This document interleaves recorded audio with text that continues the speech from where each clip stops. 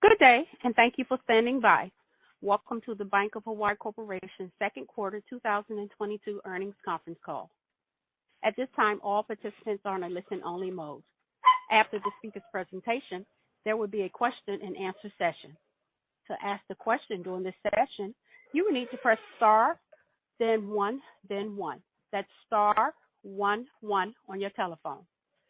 Please be advised that today's conference is being recorded. I would now like to hand the conference over to your speaker, Jennifer Lamb, Executive Vice President, Treasurer, and Director of Investor Relations. You may begin. Thank you. Good morning, good afternoon, everyone. Thank you for joining us today.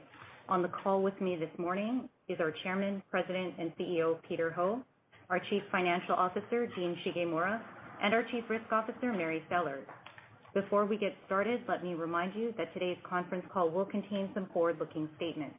And while we believe our assumptions are reasonable, there are a variety of reasons the actual results may differ materially from those projected.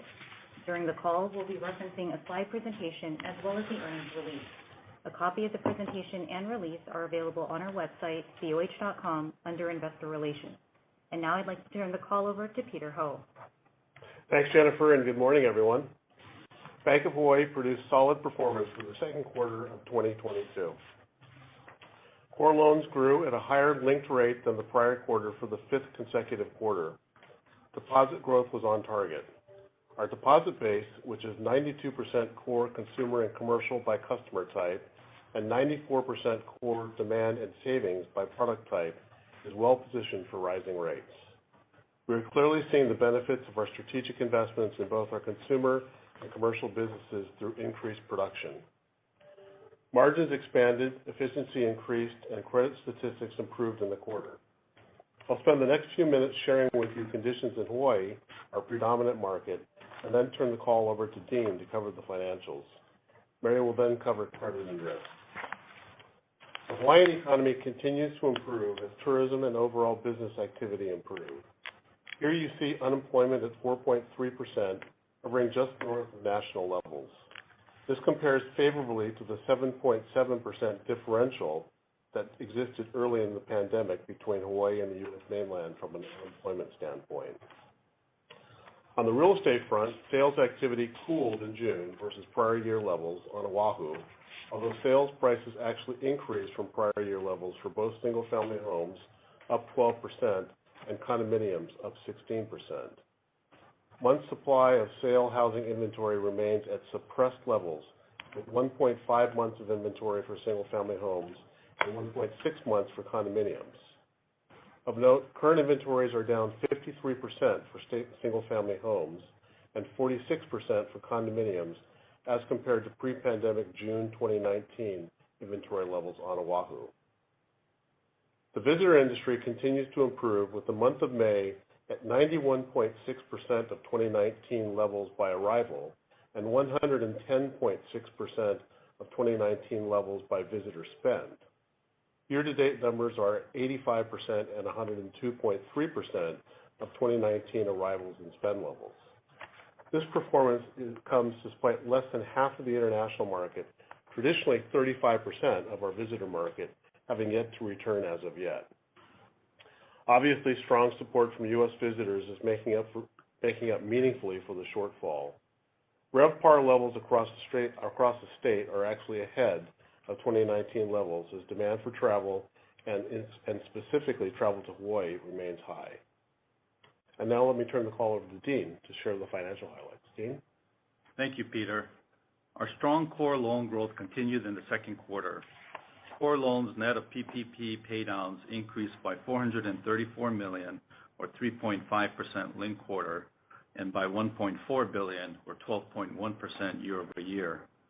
Growth was balanced across both commercial and consumer loan portfolios at 3.3% and 3.6% linked quarter respectively, and 11.7% and 12.4% year over year. Core loan growth has accelerated over the last several quarters with double-digit annualized growth rates well above recent annual averages. As Mary will discuss later, growth was achieved while maintaining our conservative underwriting and disciplined portfolio management practices. with our commercial and consumer loan portfolios remaining predominantly real estate secured. Deposits increased by $310 million or 1.5% linked quarter, providing a solid source of low-cost funding in a rising rate environment.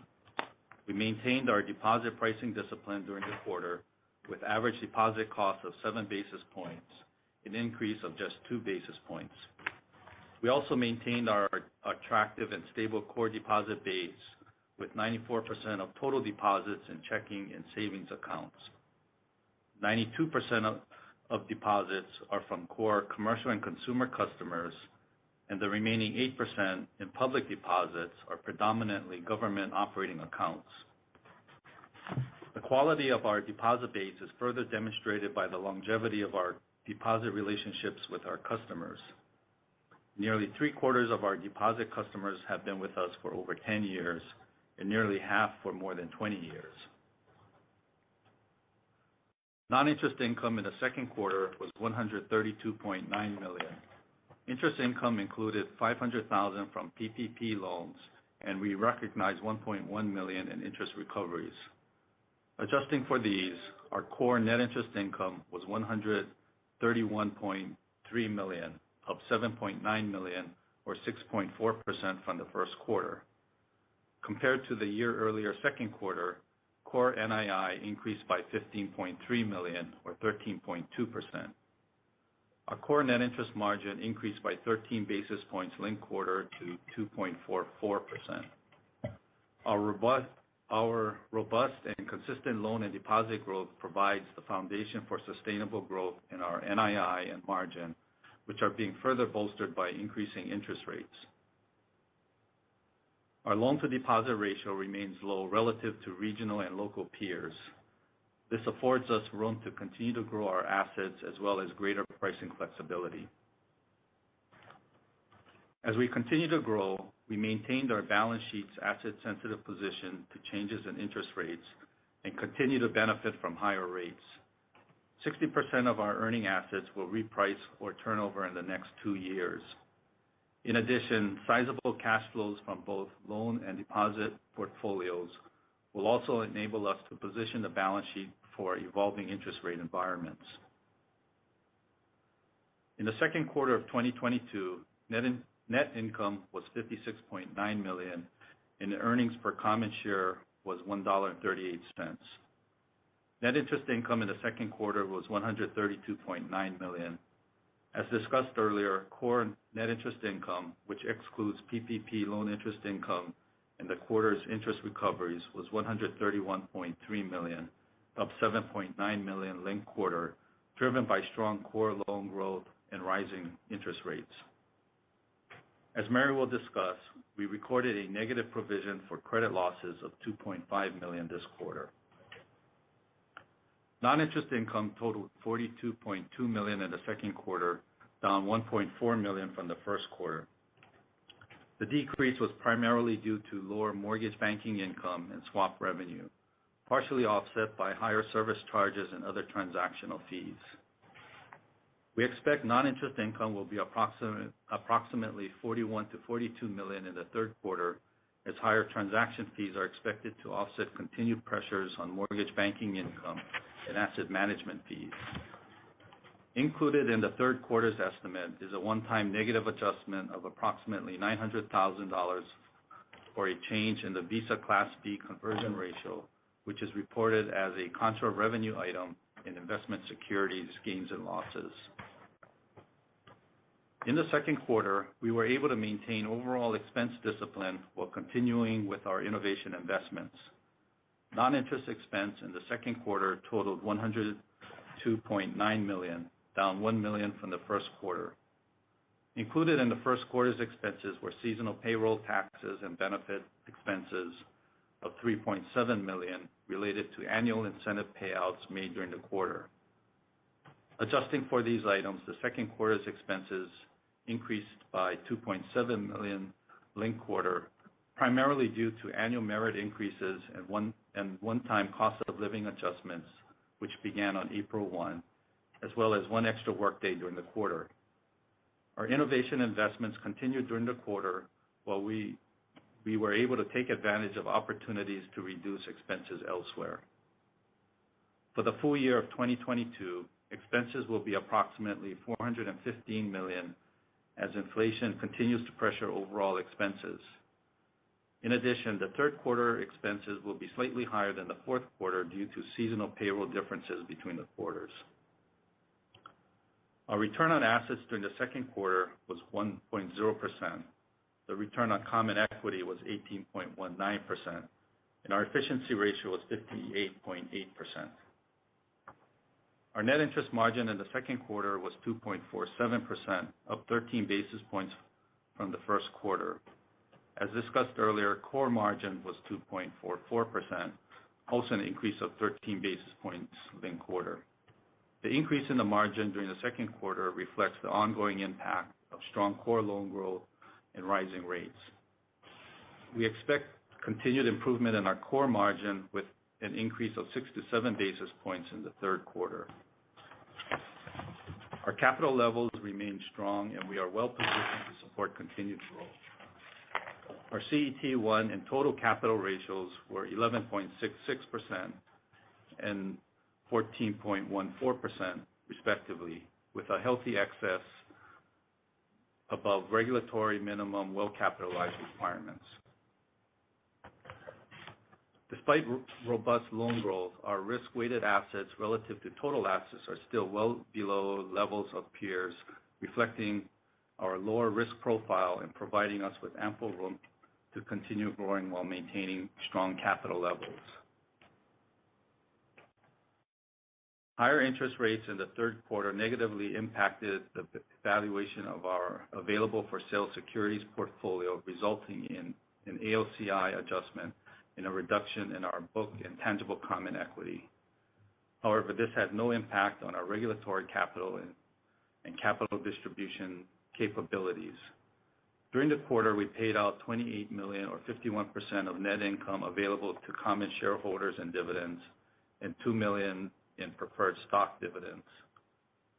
We repurchased 131,000 shares of common stock for a total of $10 million. And finally, our board declared a dividend of 70 cents per common share for the third quarter of 2022. Now I'll send the call over to Mary. Thank you, Dean. Our loan portfolio construct reflects our strategy of lending in markets we understand, people we know, and communities we trust. These underpinnings, coupled with consistent conservative underwriting and disciplined portfolio management, result in a loan portfolio that is diversified by category, has appropriately sized exposures, and is 80% secured by quality real estate with a combined weighted average loan-to-value of 56%. Credit performance continued to improve and remained very strong in the second quarter. Net loan and lease charge-offs were $600,000 or 2 basis points of average loans and leases annualized, compared with 5 basis points in the first quarter and 4 basis points in the second quarter of last year. Non-performing assets totaled $15.5 million or 12 basis points at the end of the quarter, down 4 basis points for both the linked period and year over year. All non-performing assets are secured with real estate with a weighted average loan-to-value of 58%. Loans delinquent 30 days or more remained stable at $27.5 million or 21 basis points, while down $2.2 million or 4 basis points year over year. And criticized loan exposure represented just 1.3% of total loans, down 30 basis points from the prior quarter, driven by continued sustained improvement in the financial performance of those customers who had been most impacted by COVID. The quality of our loan production in the second quarter remained strong. 76% of commercial production was secured with quality real estate, modestly leveraged.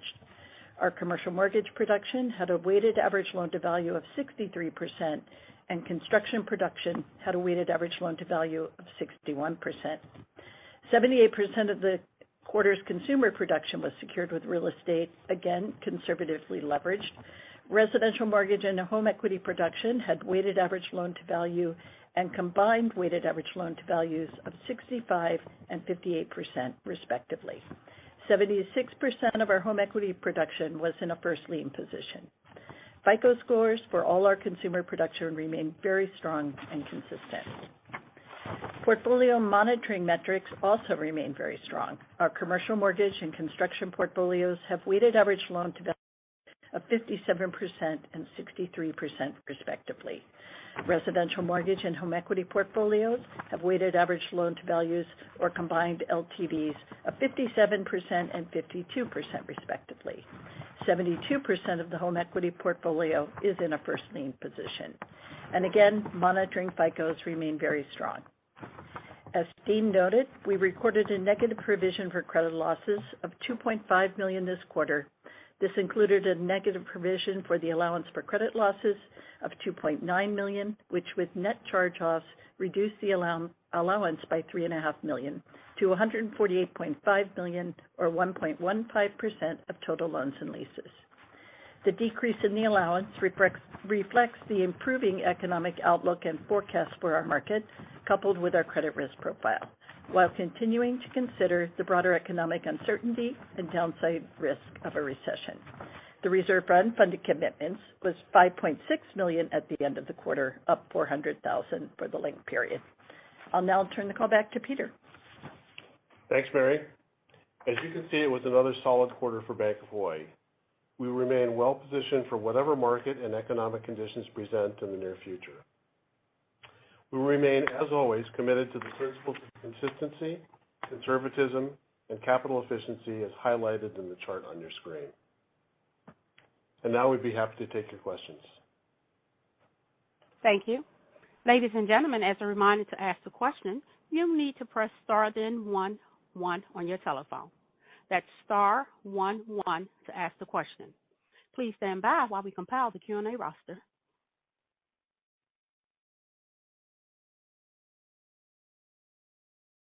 Our first question comes from the line of Andrew Liesch with Piper Sandler. Your line is open. Thanks. Hi, everyone. Thanks for taking the questions. Peter, just want to start on the loan side here. You referenced the challenged housing supply. Just kind of curious what's driving that growth, along with the home equity growth. And then where does the pipeline stand on the commercial side as well? You continue to put up really good loan growth. So just curious where pipelines stand and what is driving this growth that you guys are able to put up. Yeah, so I think I threw a bit of a comment on my opening remarks around really some of our strategic efforts, really I think showing up nicely in this quarter, Andrew. So maybe beginning with the commercial side, what we saw commercial-wise was all of our growth for the most part came out of our middle market small business units. And I think as you know, that's really, traditionally Bank of Hawaii is considered more of a large corporate lender. And really in the past 5 years, I'd say, we've really begun to emphasize building up that kind of that mid-market small business segment. And in this quarter, basically large corporate was flat in loan production, but our small business unit, middle market unit, generated about 7% loan growth, which kind of got us that 3% number. So that obviously was very satisfying to us as we've been building this area. We've staffed up middle market about 45% with lenders and support staff over the past couple of years, and have been fortunate to pick up a number of real, well-known lenders in their particular marketplaces, which has had a big impact as well. So really, the strategic growth is as a result of now really having really two businesses, a large corporate business that is going to grow and has grown nicely, but just kind of had an off quarter this quarter. But our middle market business really, taking shape and having a great quarter this quarter. And, hopefully they'll both have good quarters next quarter. But, I think the point is if one falters a little bit, the other one generally tends to pick up. And that's what we're starting to see in the consistency of our commercial numbers over the past several quarters. On the consumer side, the run-up in rates obviously has had an impact on our mortgage businesses, home equity and residential. But a lot of the growth you saw for Q2 was kind of backlog or pipeline that had been built prior to some of that rate increase. So we think that we will likely see a downturn in application volumes, certainly in residential mortgage, probably in home equity as well, although I would say that as people are hesitant to refi first mortgages on a cash-out refi basis, that tends to push business to home equity, and as well as incent people with existing home equity lines to fund up their existing lines.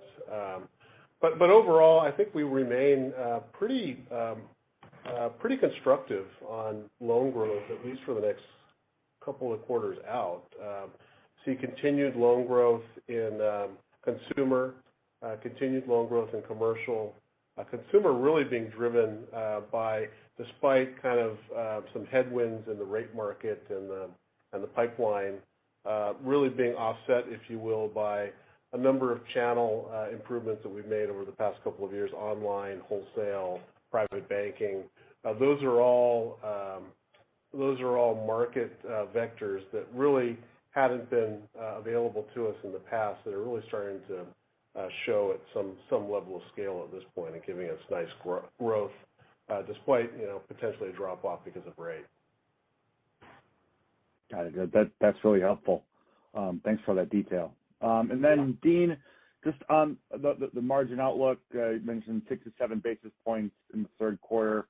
What are some of the assumptions behind that? Does that assume a rate hike next week, or later on this week? And why wouldn't that expansion be stronger, given that we just had a 75 basis point rate hike just last month? Yeah, so we're assuming 75 for this week, and then maybe another 50 after that, sometime in this quarter. So it is based on kind of a flattish to maybe even a little bit around 3% on the 10-year, and then continued loan growth.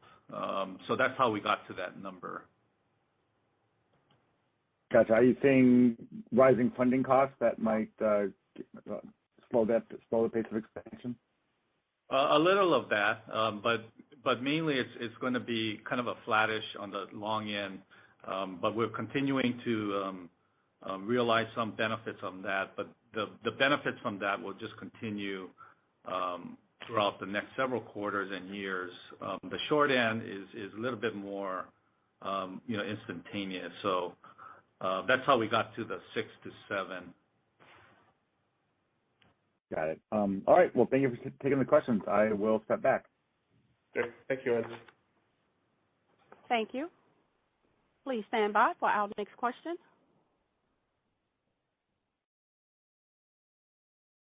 Our next question comes from the line of Kelly Motta with Bank of America. Your line is open. Hi, this is Kelly Motta with KBW. Yep, I knew who you were, Kelly. Okay. Yeah. Thanks for the question. Great quarter. Just wondering, this may be a question for Mary. Peter, you mentioned in the prepared remarks, credit metrics across the board are good, the tick down in criticized delinquencies. Just wondering if there's anything that you may be watching a bit more closely that isn't showing up necessarily in reported credit metrics yet? Actually, no, we're not really seeing any early signs of any deterioration. Of course, we have our eye on our consumer book, given the impact of rising rates and inflation, but everything still looks good there. In our commercial portfolio, our client base is very strong financially, and as you can tell from the metrics, have a lot of financial capacity and depth to weather this. But we're continually really streaming through that to see if there's any segment we should be more concerned about.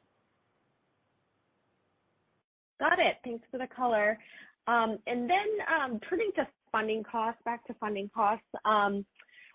With the increase you saw this quarter, it looks like there was also an increase in public deposits. Can you just remind me what the seasonality with those are, as well as if we were to kind of parse them out, I assume those are a bit higher cost or reprice a bit faster.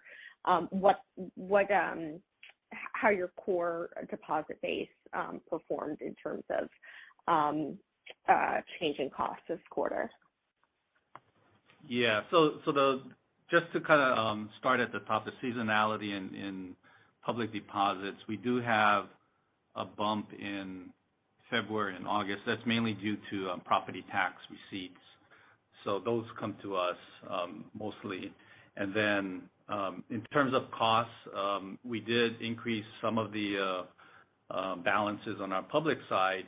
What we saw is that with the rising rates, market rates, we were able to pick up some public deposits at a lower cost than our funding costs. So we thought that was an attractive move for that.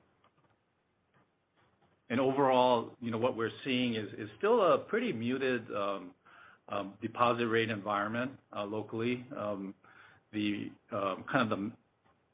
No one has a increase of public or published rates, I should say, locally. There are some movements at the very top end of the market, but that's to be expected, and that's well within our plan. Yeah, Kelly, we see that. I mean, with mega rate increase one in the books, pretty good discipline in the marketplace. And as Dean indicated, you're always going to have some extraordinary large depositors who, quite rightfully are going to ask for more yield, and that's to be expected, I think. But in general, the broader deposit marketplace is feeling pretty good. Now we've got likely another 75 basis point increase coming through shortly, and our hope is that kind of likely yields will have to lift a bit, but still hopefully in a disciplined manner. Got it. I appreciate all the color here. I will step back. Thank you, Kelly. Thank you. One moment for our next question. Our next question comes from the line of Laurie Hunsicker with Compass Point. Your line is open. Yeah, hi, thanks. Good morning. Laurie. Just staying with where Kelly was on public deposits, the $1,647,000, how much of that was time? And then if you have a comparable number in terms of last quarter, the $1,244,000, how much of that was time? In public time, Laurie? Yes. Yeah, so it's kind of lumpy, as Dean alluded to. But this quarter, public time was $420.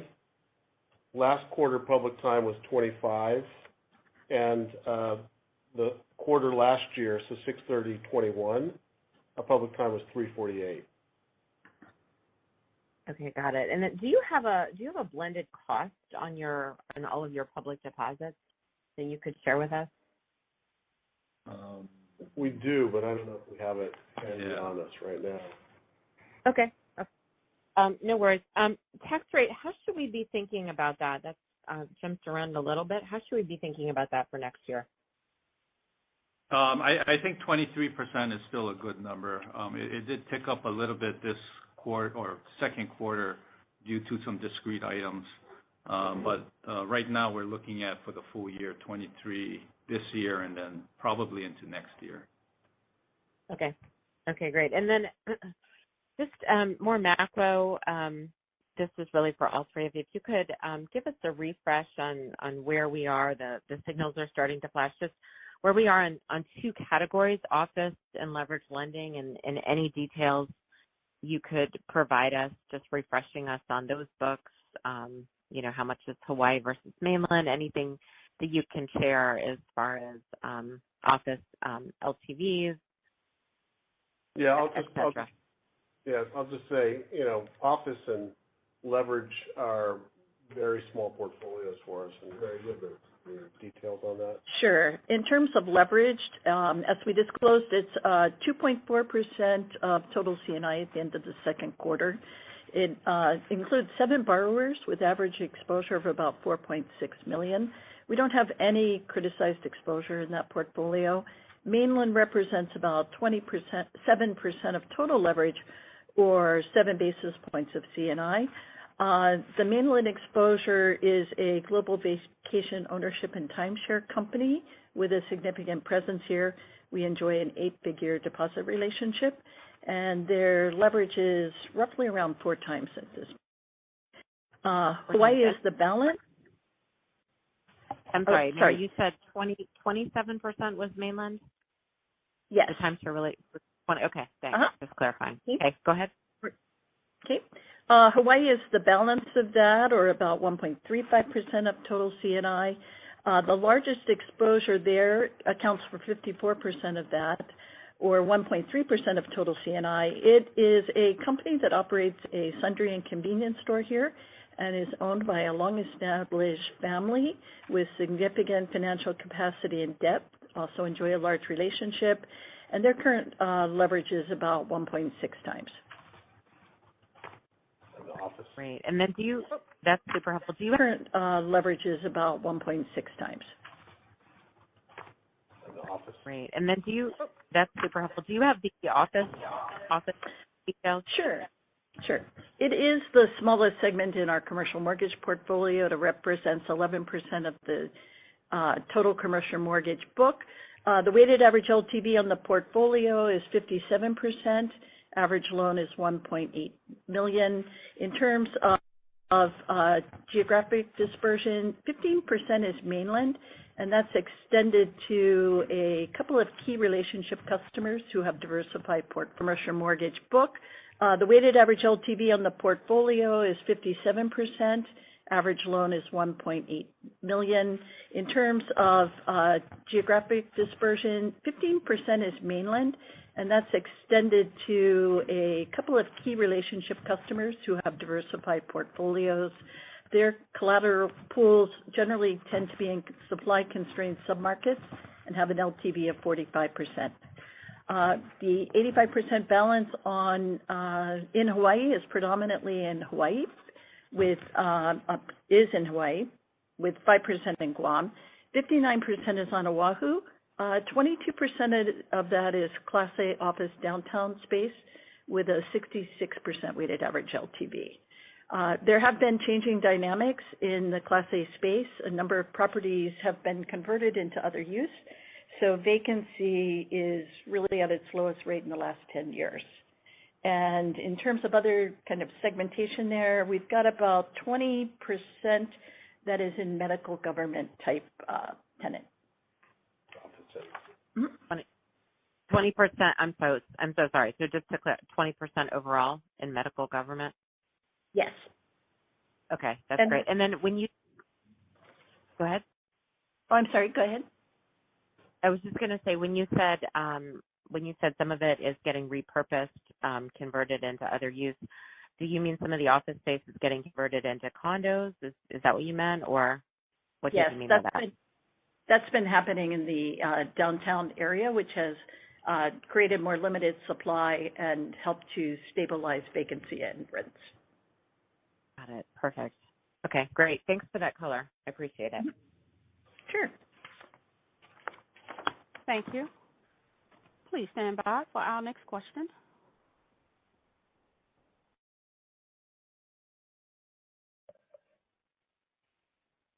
Our next question comes from the line of Jeff Rulis with D.A. Davidson. Your line is open. Thank you. Good morning. Hey, Jeff. Dean, just to follow up on the margin, I guess the reported up 13 basis points. What part of that, or what portion of that was from interest recoveries? Was about 2 basis points. Okay. And the 244 core excludes that? Is that right? Yeah. Okay. So it's 2 basis points from the interest recovery, 1 from PPP loans. Yeah. Right. Thank you. Do you have a June monthly margin? What the margin was for the month of June? We do, but we don't normally disclose on a monthly basis. Safe to assume the trends was upward throughout the quarter? Yeah, it was. Okay. Got it. Maybe Peter, a question on the international visitors and any thoughts on kind of resumption of activity there. I guess that you could throw out differences of the domestic spend, but locally, what are the kind of the headwinds there, and what are the expectations for some? I mean, the numbers are great and coming back, but we still haven't seen the international side as much. So, any thoughts on that end? Yeah, it's going to be. It may be a while, Jeff.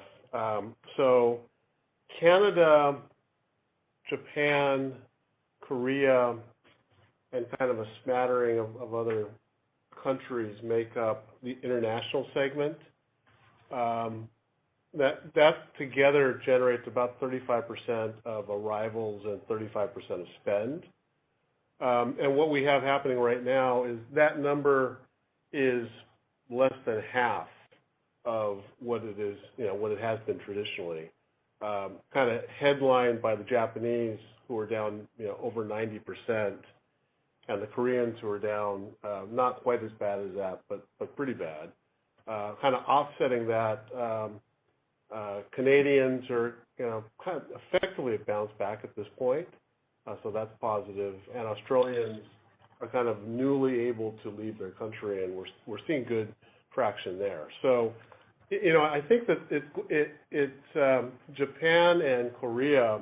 It's kind of anybody's guess. I think that the combination of both kind of health issues and conditions, and I understand Japan's kind of again starting to have some viral issues, COVID issues, but I also think it's also just policy, right? And I can only imagine that the domestic Japanese visitor industry quite appreciates having all of their residents in-house, if you will.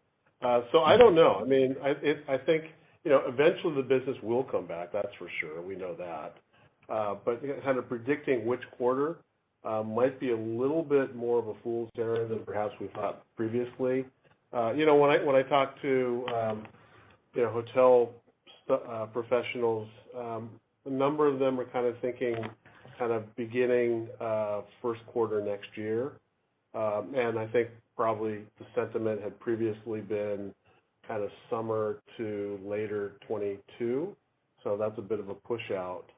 But, kind of if we kind of zoom out a bit and take a look at the macro environment, we've got so much domestic traffic right now that it almost is somewhat of a blessing that we don't have the international market back as strong as, obviously eventually we want, because I'm just not sure where we would put all of those people. I mean, we're at 92% in June by arrivals and over 100% by visitor spend. So the way I look at it is, the international market is going to get back. I can only imagine that certainly the Japanese visitor is really anxious to get back to Hawaii, which, as you know, they've got a deep and long-standing love affair with. And potentially, as we start to see a little softening in the U.S. domestic side, that might be kind of a nice fold-in for us as we move forward. Yep, makes some sense. Thanks, Peter. Yep, thank you. Thank you. One moment for our next question.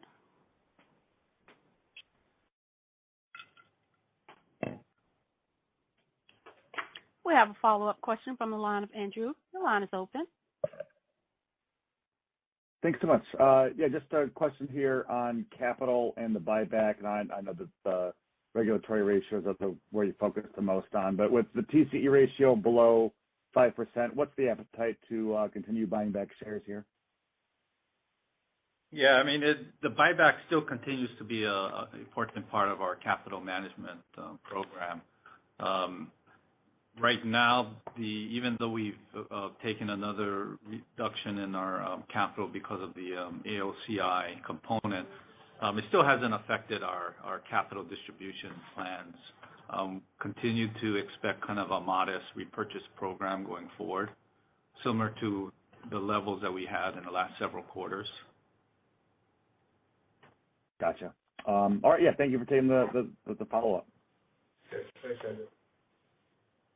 Thank you. One moment for our next question. We have a follow-up question from the line of Kelly with KBW. Hi. Thank you so much for the follow-up. Just a really small housekeeping item. With your fee guidance, I caught that it excludes the Visa Class B share adjustment. Last quarter, I think it was 42 to 43. I assume that also was excluding the Visa adjustment, but I just wanted to clarify because we do model that out. Yeah, just when you say excluded, the 41 to 42 includes the adjustment. So therefore, on a normalized basis, it would be 42 to 43. So roughly the same guidance that we had in previous quarters. Okay, got it. Thank you very much. Mm-hmm. Thank you. I'm showing no further questions in the queue. I would now like to turn the call back over to Jennifer for closing remarks. Thank you. I'd like to thank everyone for joining us today and for your continued interest in Bank of Hawaii. Please feel free to contact me if you have additional questions or need further clarifications on any of the topics discussed today. Thank you, everyone. Thank you, ladies and gentlemen. This concludes today's conference call. Thank you for your participation. You may now disconnect. Everyone have a wonderful day.